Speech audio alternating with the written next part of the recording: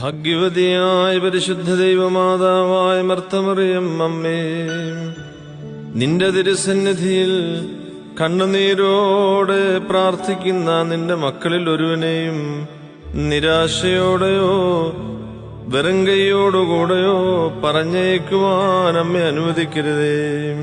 പരിശുദ്ധയമ്മേ, ഞങ്ങളുടെ യൗവനക്കാർക്ക് വേണ്ടി ദൈവതിരുസന്നിധിയിൽ അമ്മയെ അപേക്ഷിക്കണമേ.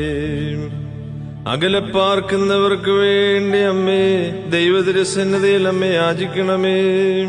ഉറ്റവരും ഉടയവരുമില്ലാതെ കഴിയുന്ന ഞങ്ങളുടെ കുഞ്ഞുങ്ങൾ ദൈവകരുണയിലായിരിക്കാൻ പരിശുദ്ധയമ്മേ പ്രാർത്ഥിക്കണമേ.